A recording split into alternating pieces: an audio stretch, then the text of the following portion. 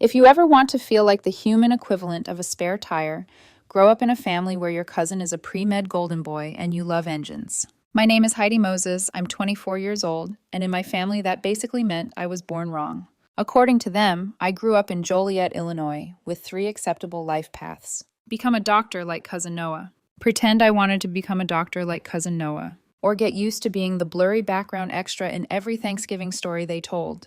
Guess which one I picked? Yeah, the wrong one. I fell in love with engines. Our family wasn't rich, but you'd never know it from the way they posed for photos.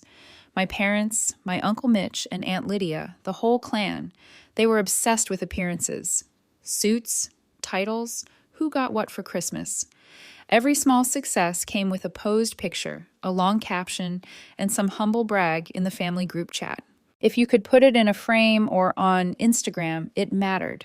If it smelled like grease or sweat, it didn't. So when Cousin Noah got into medical school, you'd think the Pope hand-delivered his acceptance letter while angels live-streamed it. They threw a garden party. Catered, of course. White tablecloths, rented chairs, floral centerpieces. They gifted him a Rolex, an actual Rolex. I Googled it under the table. $9,000. My mom whispered that it was a smart investment for a man of his caliber, like the watch could smell anyone with less than a 4.0 GPA and sound an alarm. Meanwhile, I had just finished my 2-year program in automotive technology. I was working nights at a garage just to pay rent and tuition. No party, no speeches, no engraved anything. Honestly, I wasn't expecting fireworks, but I thought maybe a congrats, a toast, a handshake that didn't feel like they were patting a golden retriever. When I told my parents I'd gotten my mechanics degree, my mom blinked like I'd just announced I bought a yacht in Arizona. My dad chuckled, leaned back in his chair, and said, "So you'll be crawling under rusty buckets now, huh?" Rusty buckets. Noah got a Rolex. I got oxidation humor. The worst part? They laughed. Uncle Mitch, Aunt Lydia, everyone at the table. Like the Rusty Bucket Girl was a character they'd all helped write. The thing is, I've been teased my whole life for being the hands-on one. In high school, I built a go-kart from junk parts and accidentally smoked out the entire back lot. I got suspended for 2 days. I was thrilled. The engine ran perfectly. When I was 16, I rebuilt a transmission from scratch for a neighbor's busted van. No manual, just instinct and YouTube. My mom called it cute. My dad said I was too smart to be crawling under cars for the rest of my life. Like being smart and loving engines couldn't exist in the same person. They never understood that I liked crawling under cars. Down there, things made sense. There were problems, and there were tools, and there was a way through. To them, anything with oil and bolts was beneath the family standard. Unless, of course, it was Noah's car. I'd fixed Noah's car twice, for free. No photos, no thanks, just a tossed, "You're a lifesaver, cuz," before he sped off to his next shadowing opportunity. The graduation party I got was dinner at Chili's. My mom wore heels like she was going to a gala. My dad spent the entire evening talking about Noah's shadowing program at some big hospital in Chicago. "So what's next?" my mom asked, sipping her mojito like she was hosting a late-night interview. "I've actually got a few clients already," I said. "Neighbors, people from school. I'm thinking of renting a small garage and going solo." She blinked twice. "You mean like a real business?" "Yes," I said, smiling, "with tools and everything." Dad laughed. "Just don't call it Rusty Buckets and Company." I smiled politely. Inside, something sharp twisted. Not because they didn't believe in me, I gave up on that years ago, but because they looked so smug about it. Like my future was a punchline they all already knew the ending to. A lesser version of success. Fewer digits, fewer suits, more tetanus. That night, I went home to my tiny studio apartment above a nail salon. The place smelled like acetone and broken dreams, but it was mine.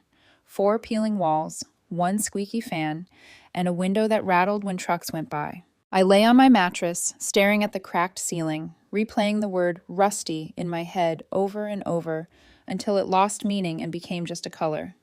My phone buzzed, a text from Noah in the family chat, selfie in his white coat. Future MD loading. The chat exploded with heart emojis, clapping hands, prayer hands. "So proud of you, son. Our genius.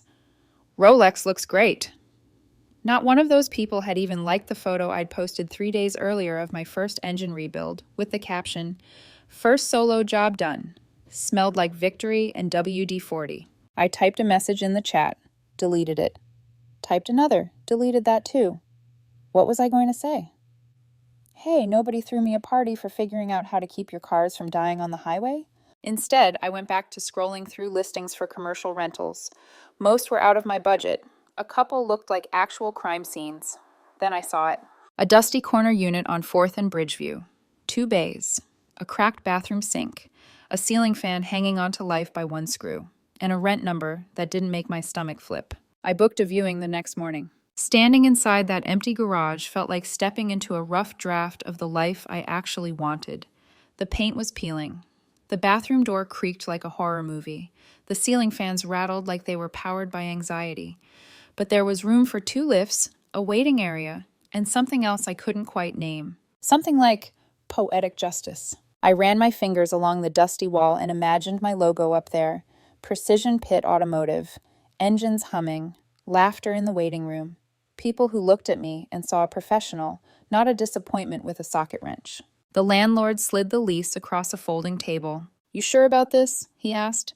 "Starting a garage is a lot of work." I thought about Noah's Rolex, about the way my dad smirked when he said rusty buckets, about my mom calling my degree cute like a hobby. I picked up the pen. "I'm sure," I said. Signing that lease felt like proposing to myself and saying yes. I emptied my savings.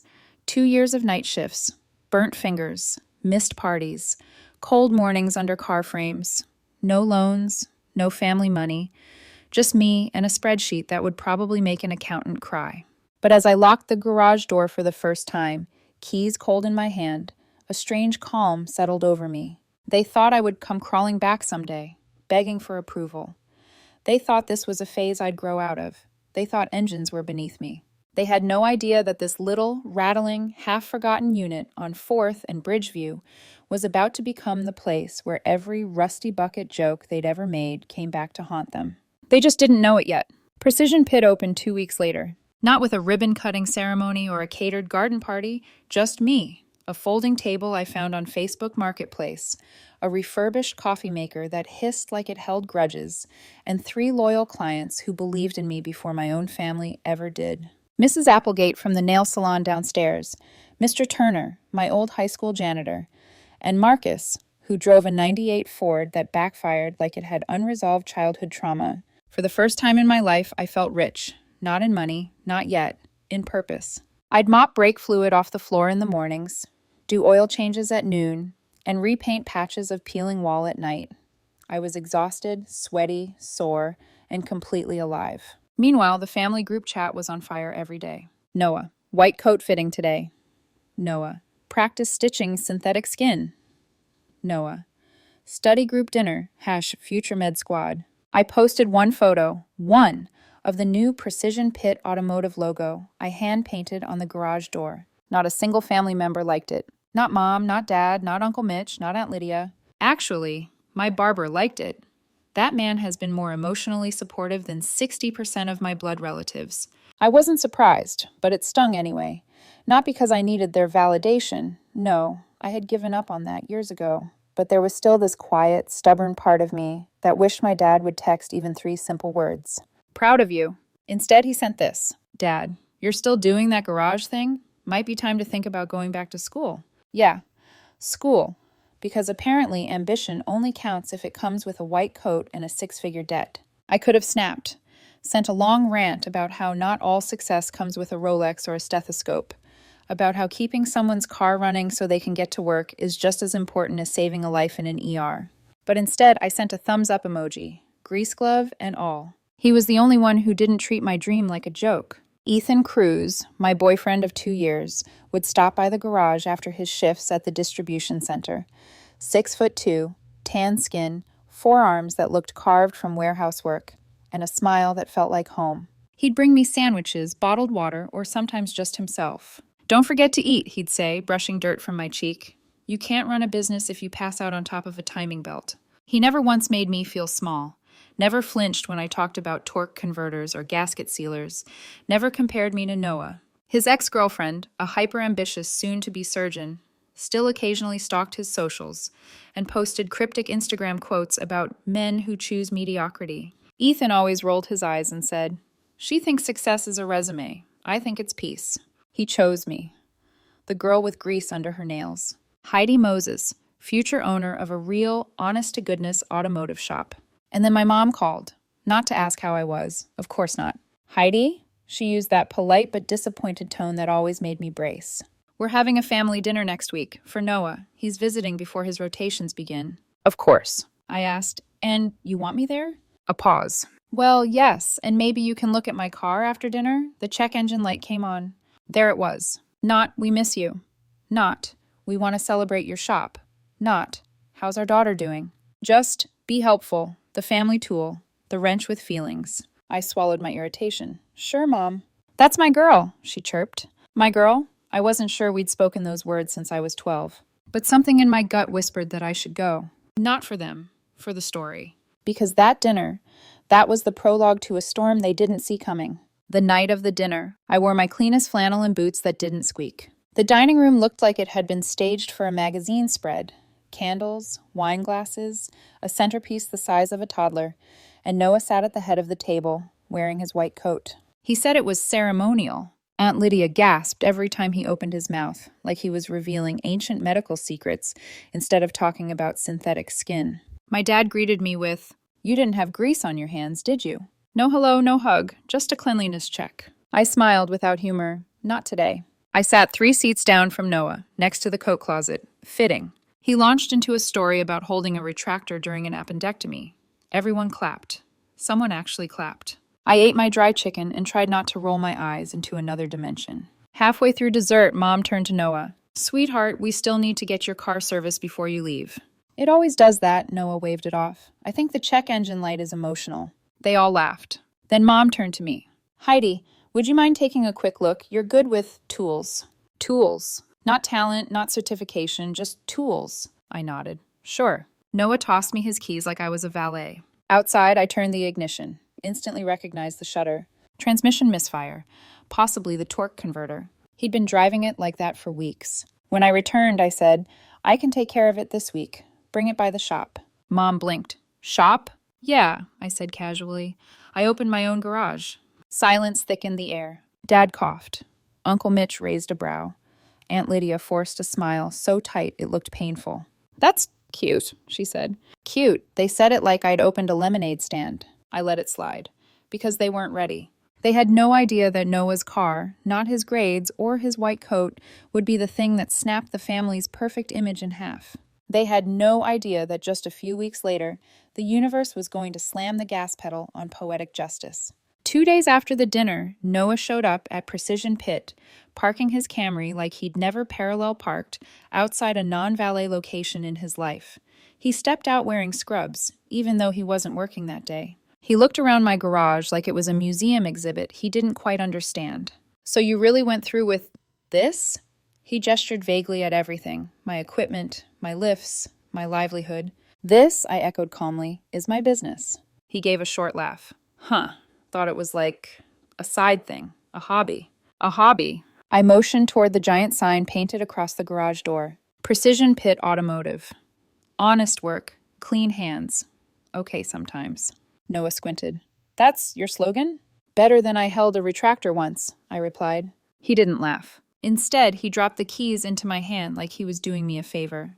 "Text me when it's done," he said, then turned and walked out, without even looking back. I shook my head, raised the hood, and got to work. The Camry situation was even worse than I thought.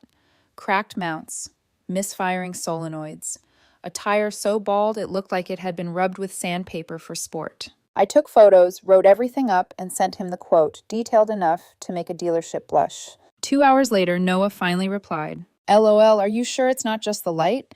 Dad might stop by too. His car is acting up." And just like that, destiny revved its engine. The Buick that time forgot. The next morning, I was elbow deep in gasket sealant when I heard the choking cough of an engine that sounded like it smoked 2 packs a day. I peeked out and froze. There it was.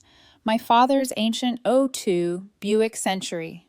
Beige, rust blooming up the wheel wells. A crack in the windshield, shaped like a lightning bolt. A bumper sticker that read, "Still plays with cars." Ironic, considering the car had clearly lost every game it ever played. Dad stepped out, hands on his hips, scanning my garage like he expected it to confess to something. "Well," he said, "this is bigger than I thought." "The rust?" I asked, poker-faced. "No, the whole thing." He gestured around the shop. "You really run this place?" "Lease, licenses, inspections," I said, ticking them off. "All me." He nodded slowly.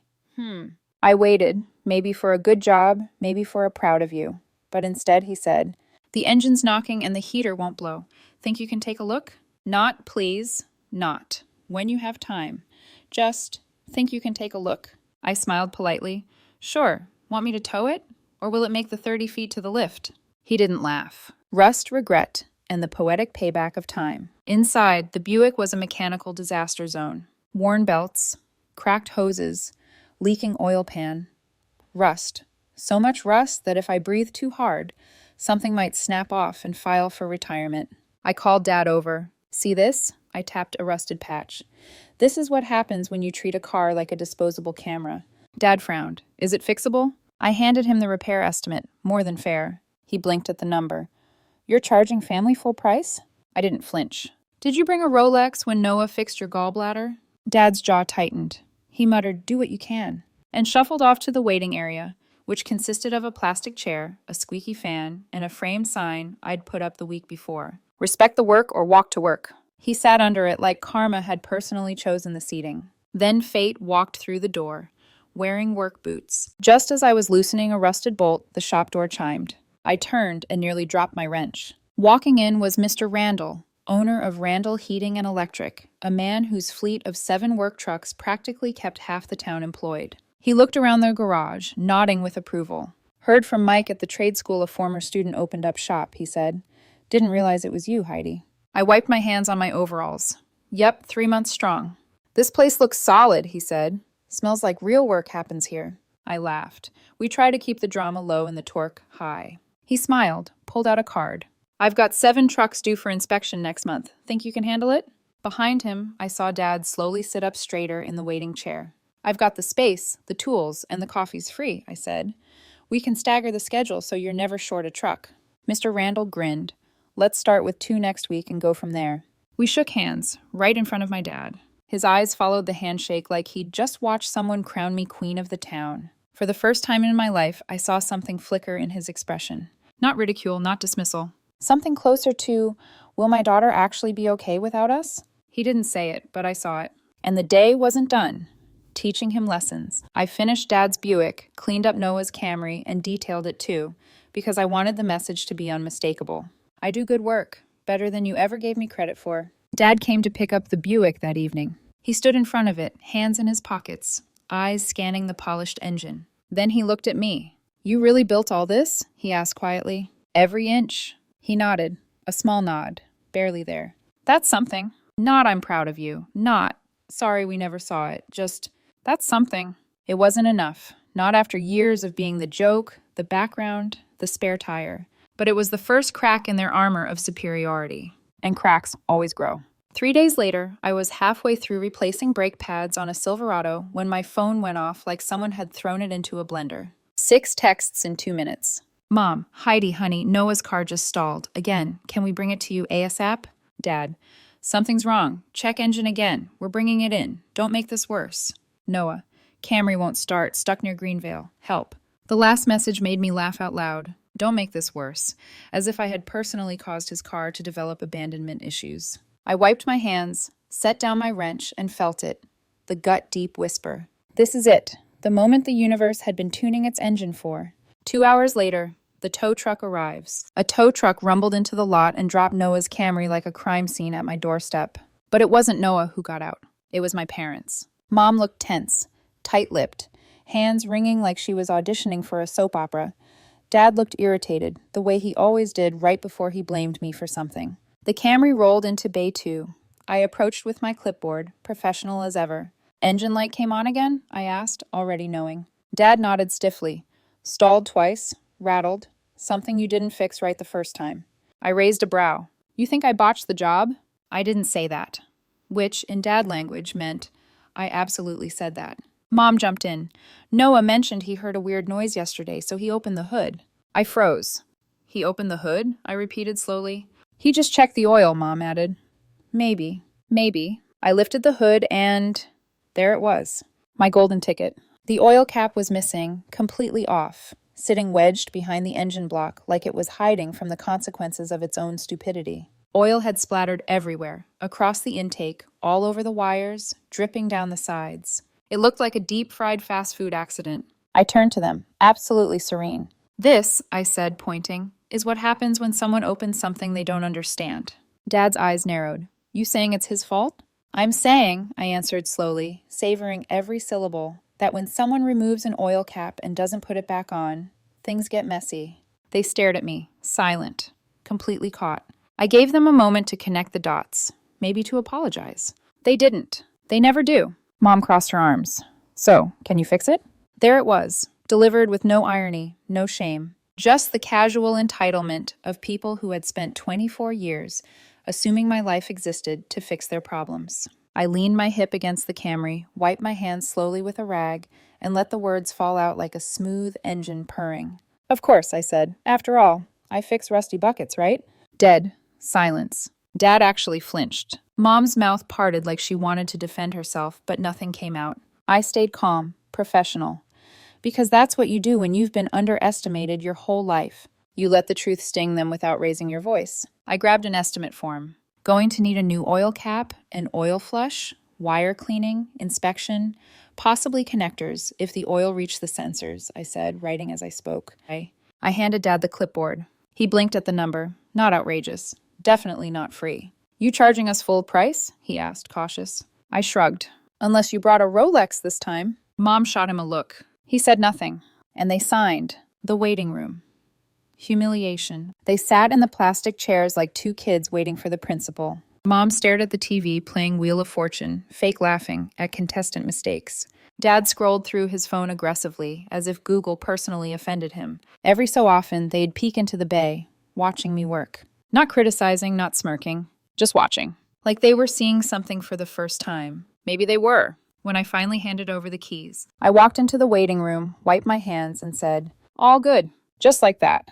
Oil flushed, cap replaced, sensors cleaned, engine running fine, assuming nobody pops the hood for fun. Mom took the keys but didn't stand. She fiddled with them, looked at me. Heidi, her voice softened, dangerous. We've always wanted the best for you. There it was, the Swiss Army knife of manipulative parent phrases. Dad chimed in. And we never said you weren't capable. We just thought your potential was somewhere else. Like not under a hood, I replied evenly. Dad swallowed, looked away. Mom leaned forward, elbows on her knees, like this was some heartfelt family therapy moment. You've built something incredible here, she said. Really, we didn't expect it to become this. I nodded. No, you didn't. She blinked. You expected I'd flake out, patch tires in an alley, live paycheck to paycheck, probably borrow gas money from Noah. No, Yes, I cut her off. Calm, sharp. It's why I didn't get a graduation dinner. It's why nobody replied to the shop opening post. It's why every time you said proud, it was never about me. The room went still. Dad's voice dropped. You have to understand. We were scared. Scared you'd get stuck doing something that wouldn't take you far. I smiled, small, sad. Funny, I said, because this place has taken me farther than your approval ever did. Mom's eyes glistened, but she blinked it away. Dad rubbed the back of his neck. They were both unraveling. It wasn't cruel, it was just honest. So what now? Dad finally asked. I took a breath. You need a mechanic? I'm here. You need family? Then meet me halfway. Not at Noah's party. Here. That landed. Hard.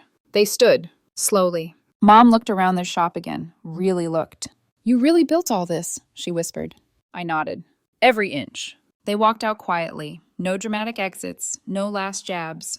Just the soft click of the door. For the first time in years, I felt steady. Not small, not overlooked. Just steady. A woman standing in her own space. One she built with her hands, her grit, her stubbornness, and her heart. And this time, they finally saw it. The shop was quiet after they left. Quiet in a way that felt earned. I stood in the center of the garage, surrounded by tools that actually respected me, engines that listened better than my parents ever had, and the metallic hum of a life I built with my own hands. But the silence didn't last long. 2 hours later, my phone buzzed. A message from Ethan. Ethan. How's your day, Grease Queen? Need dinner delivered? I smiled, really smiled, for the first time that day. If my family was a storm, Ethan was the warm garage light that stayed on through any blackout. He showed up 20 minutes later, holding a bag of burgers and 2 milkshakes. "You look like someone who deserves fries," he said, kissing my cheek. "You okay?" I leaned against him, letting the steady smell of sawdust and laundry detergent calm the frayed edges of my nerves. "Long day," I murmured. My parents tried to rewrite history again. Ethan scoffed. "Of course they did. They rewrite faster than my ex posting motivational quotes about choosing partners with ambition." I snorted. "Told you she was obsessed with credentials." "She can keep her credentials," he said, brushing a smudge from my jaw. "I prefer women who can rebuild a transmission in under 2 hours." I shoved him playfully. "Stop flirting." "Never," he grinned. He stayed with me through after-hours cleanup, stacking tools, sweeping floors, quietly existing like he always did. No judgment, no comparisons, no conditions. When he left, the shop was spotless, my mind less so. Their words kept echoing. "We just wanted what was best for you. We never said you weren't capable. We were scared you'd get stuck." Every excuse was a polished lie, wrapped in parental guilt. They weren't scared I would fail. They were scared I would succeed without doing it their way. The floodgates of memory opened. As I wiped down the workbench, memories spilled in, ones I hadn't revisited in years. I remembered being 12, helping Dad change brake pads for the first time. How proud I felt when I tightened a bolt correctly. I remembered him patting my head like a dog. "Cute," he'd said, "but don't get too into this stuff. It's not a girl's future." I remembered Mom telling me to clean up nicely before family gatherings so I wouldn't embarrass them with grease stains. I remembered being 16, working late at the garage, freezing fingers numb while I saved for my school tuition, because my parents had already allocated the education budget to Noah. Every memory had the same theme. My value was conditional, useful only when they needed something, never when I needed them. And today was the first time I didn't let their excuses wash over me unanswered. Today I finally answered back. Then came the unexpected knock. It was close to 10 p.m. when I heard it. 3 sharp knocks at the shop door. I frowned. The sign definitely said closed. I opened the door, and there stood Uncle Mitch. Of all people. He looked uncomfortable, hands stuffed in his pockets, shifting from foot to foot like he was standing on hot pavement. "Heidi," he said, "can I talk to you?" Every instinct in me said no, but I stepped aside. He walked in, looked around the shop slowly. The lifts, the tools, the spotless floor, the framed "Respect the Work" sign. "This place is impressive," he murmured. I waited. He cleared his throat. "I saw your dad earlier." He hesitated. He told me what happened, about Noah's car, about the oil thing. I folded my arms. "Okay." Uncle Mitch swallowed. "I just wanted to say, your parents aren't good at admitting when they're wrong. None of us are, honestly. Our family," he paused, "we're terrible at letting people be who they are." That stunned me more than anger could have. He wasn't defending them. He wasn't arguing. He was confessing. "I should have stood up for you years ago," he said softly. "When everyone made the rusty bucket jokes, when Noah got the Rolex, when you didn't get so much as a toast." I blinked. I didn't expect this. He continued, voice low. "I'm sorry, kiddo, truly." My breath hitched. Not because it healed everything, because it was the first time anyone in my family had ever acknowledged the truth out loud. I nodded slowly. "Thank you," I whispered. Uncle Mitch gave a small, sad smile. "They'll come around. Might take time, but they will." He turned to leave, then paused at the door. "You built something real here, Heidi. Something solid." He looked me dead in the eyes. "That's more than most people ever manage." Then he left. Just left. No lecture, no guilt, no minimizing. A simple, genuine apology. The first of my life. And then clarity. I stood alone in the shop, staring at the space where he'd just been. For years, I thought I needed them to validate me, to clap for me, to see me. But tonight made something crystal clear. I wasn't the spare tire. I wasn't the rusty bucket. I was the engine. And engines don't need applause. They need fuel. Work, drive, purpose. I had all three. When people ask me what I do, I used to say, "I'm a mechanic."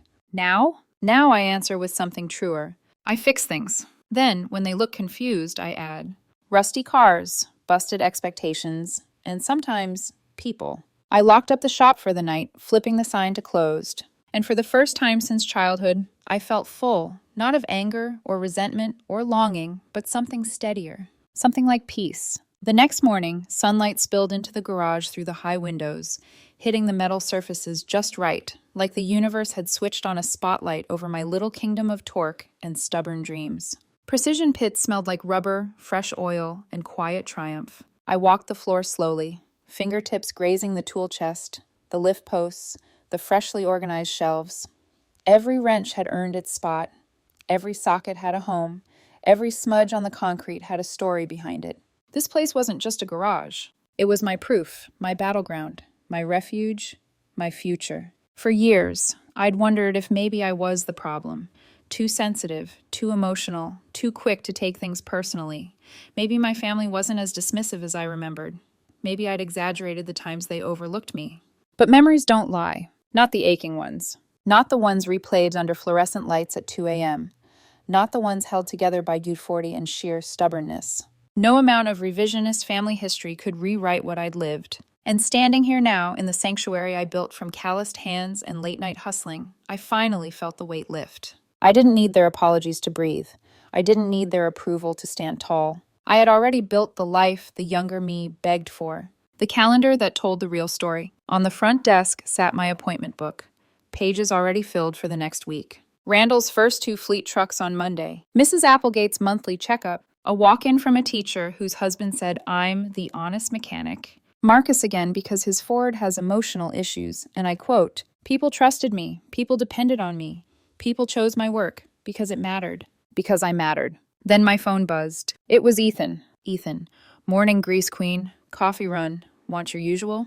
I texted back, "You know me too well." Ethan, "Nah, you're just easy to love." He had no idea how much those words hit me. After years of being the family's designated disappointment, hearing easy to love felt like stepping into sunlight after living under a car for too long. He showed up 10 minutes later with 2 iced coffees, a breakfast sandwich, and a grin that made the shop brighter than the lights ever could.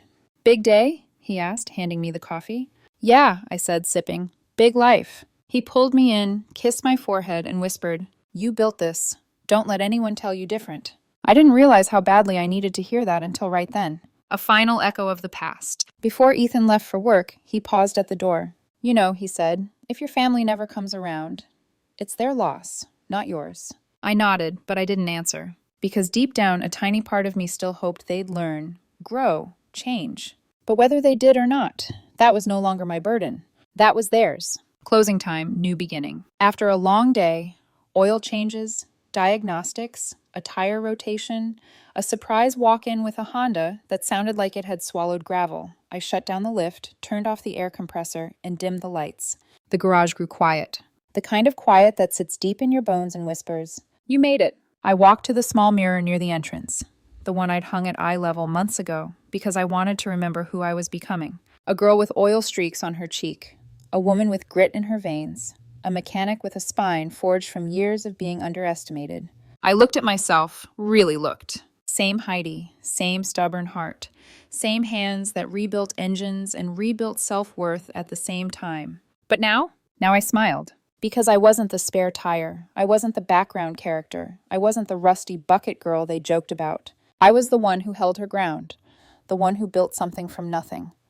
The one who proved that success doesn't need a white coat, a Rolex, or a family photo staged for Instagram. When people ask me what I do now, I say it simply. I fix things. They usually look confused, so I add, rusty cars, busted expectations, and sometimes myself. Then I flip the sign to closed, and I go home. Not to prove anything to anyone, not to chase their approval, but because tomorrow the garage will open again. Engines will need me. People will trust me. And I'll keep doing what I was always meant to do. Build a life that's mine. One bolt, one car, one truth at a time.